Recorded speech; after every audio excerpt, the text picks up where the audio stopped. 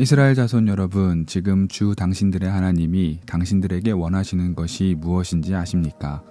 주 당신들의 하나님을 경외하며 그의 모든 길을 따르며 그를 사랑하며 마음을 다하고 정성을 다하여 주 당신들의 하나님을 섬기며 당신들이 행복하게 살도록 내가 오늘 당신들에게 명하는 주 당신들의 하나님의 명령과 규례를 지키는 일이 아니겠습니까?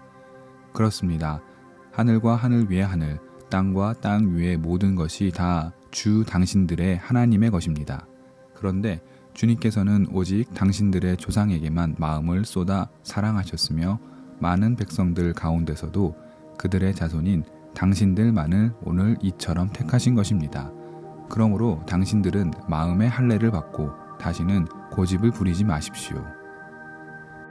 우리가 오늘 함께 읽고 있는 신명기 10장은 모세의 두 번째 강론 중 마지막 부분에 해당합니다. 특히 10장 12절은 이스라엘 자손 여러분이라고 시작하는데 모세의 긴 강론의 결론이 시작되는 지점입니다. 모세는 자신의 두 번째 강론의 마지막을 이렇게 시작합니다. 모세의 말입니다. 지금 주 당신들의 하나님이 당신들에게 원하는 것이 무엇인지 아십니까? 주 당신들의 하나님을 경외하며 그의 모든 길을 따르며 그를 사랑하며 마음을 다하고 정성을 다하여 주 당신들의 하나님을 섬기며 당신들이 행복하게 살도록 내가 오늘 당신들에게 명하는 주 당신들의 하나님의 명령과 규례를 지키는 일이 아니겠습니까? 10장 12절과 13절 말씀입니다. 놀라운 요약입니다. 신명기는 모세의 입을 빌어 이스라엘 백성들이 반드시 알아야 할 주의 법도들과 율례들을 기록하고 있습니다.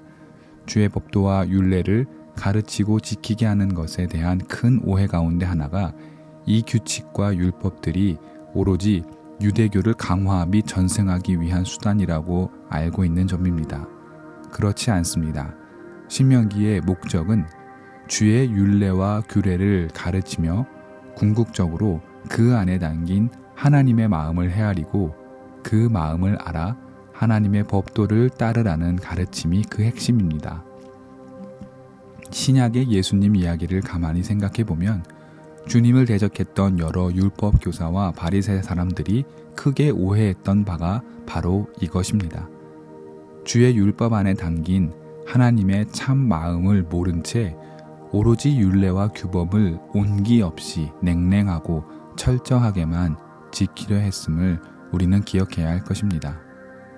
그런 의미에서 10장 12절과 13절은 하나님의 마음이 오롯하게 담겨 있습니다.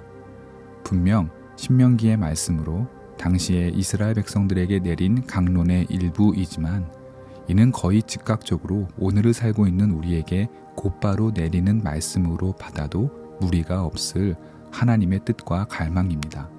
그것이 무엇이겠습니까? 하나님이 원하시는 것, 그것은 하나님을 경외하는 것이고 그의 길을 따르며 하나님을 사랑하고 마음과 정성을 다해 하나님을 섬기는 것입니다. 이렇게 하나님을 따르는 삶은 힘들고 억지스러운 것이 아니라 바로 우리가 행복하게 사는 길이라고 모세는 말합니다. 행복하게 살며 하나님의 명령과 규례를 지키는 것이 하나님이 우리에게 원하시는 당신의 마음인 것입니다. 모세는 하나님의 이 마음을 헤아려야 할 이유를 밝힙니다. 세상의 모든 것이 하나님의 것이기 때문입니다. 하늘과 땅의 주인이신 바로 주님이 또한 이스라엘 조상들을 사랑하셔서 그들을 택하시고 자신의 백성으로 삼으셨기 때문입니다. 주인에게 필요한 것은 어쩌면 그에게 복종과 충성을 맹세하는 노예이거나 시종이거나 군사들일 것입니다. 그러나 하나님은 당신의 뜻을 이루기 위해 이스라엘을 택하시면서 이들을 노예나 시종이나 그저 군사의 한 명으로 삼으신 것이 아니라 그들을 사랑으로 택하셨다 말씀합니다. 그러나 사랑으로 택함받은 이스라엘 백성들의 광야에서 보여준 모습은 하나님의 사랑받는 사람들의 모습이 아니었음을 우리는 알고 있습니다. 그들은 자주 범죄했고 뉘우쳤으나 또다시 죄를 저지르고 말았던 것입니다. 모세의 탄원이 아니었다면 이스라엘은 어쩌면 지금 이 자리에 서 있을 수도 없었을 것입니다. 모세도 이를 알고 있습니다. 새로운 세대로 서 있는 여러분 이스라엘은 이제 더는 고집 부리지 말고 하나님을 잘 따르라고 당부합니다. 그리고 이 말을 전하며 모세는 매우 의외의 말을 합니다. 바로 마음의 할례를 받는다라는 것입니다. 할례는 우리가 주지하다시피 이스라엘 남성들의 가장 도드라진 외적 표징입니다. 할례로 말미암아 이스라엘은 진정한 민족 공동체로서의 정체성을 공유합니다. 할례는 이 이후로도 매우 중대한 의미를 지니고 있기 때문에 신약시대에서는 할례가 율법 준수 논쟁에서 매우 민감한 주제가 되기도 했던 것을 우리는 알고 있습니다. 그런데 신명기에서 모세는 바로 지금 이스라엘 백성들에게 마음의 할례를 받아야 한다라고 말하고 있는 것입니다. 이는 물론 육체의 할례가 더 이상 무의미해졌다라는 뜻은 아닙니다.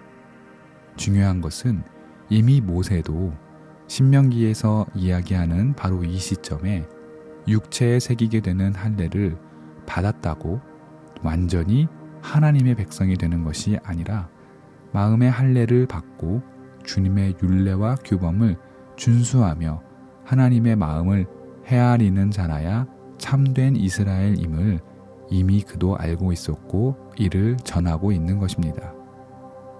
마음의 할례라는 표현은 바로 이 시점에 최초로 등장한 것입니다. 이후로도 마음의 할례라는 표현은 몇 차례 더 비슷한 맥락에서 등장합니다. 모세의 이 말, 마음의 할례를 받아라 하는 것은 매우 중요합니다. 주님의 율법과 각종 규례와 법도가 정해지기 시작한 처음부터 이미 외적 표징뿐만 아니라 내적 표징이 매우 중요하다는 것을 모세의 입을 통해 신명기가 증거하고 있기 때문입니다. 그리고 신명기가 지향하는 마음에 받는 할례의 중요성은 그대로 사도 바울에게까지 이어집니다. 그의 로마서 2장 28절과 29절입니다. 겉모양으로 유대 사람이라고 해서 유대 사람이 아니요 겉모양으로 살갗에 할례를 받았다고 해서 할례가 아닙니다. 오히려 속사람으로 유대 사람이니가 유대 사람이며 율법의 조문을 따라서 받는 할례가 아니라 성령으로 마음에 받는 할례가 참 할례입니다. 이런 사람은 사람에게서가 아니라 하나님에게서 칭찬을 받습니다. 바울은 이미 마음의 할례의 참뜻을 이해하고 있었습니다. 우리가 알다시피 바울의 성경은 구약입니다. 그에게 특히 신명기는 율법에 대한 이해와 그리고 그 이해를 바탕으로 한 하나님의 마음을 헤아리는 방법에 대해 가장 중요한 메시지들을 전달하고 있음을 바울은 알고 있었습니다. 따라서 바울은 분명히 신명기에 나타난 마음의 할례를 받는 것이 중요하다는 모세의 이 고백이 얼마나 중요한 것임을, 그리고 그가 그리스도인으로 거듭나고 나서 다시 한번 마음의 할례가 말하고 있는 의미의 가치와 중요성을 다시금 깨달았을 것입니다. 신명기는 하나님의 규례와 율법에 대한 설명으로 가득합니다. 그러나 무엇보다 중요한 것은 이 모든 것을 몸과 그리고 마음에 새기는 것입니다. 이것이 바로 마음의 할례를 받는 것입니다. 우리도 마음의 할례를 받는 마음으로 주님의 말씀과 가르침을 마음으로 받고 그것을 몸에 익혀 일상에서 지켰으면 좋겠습니다.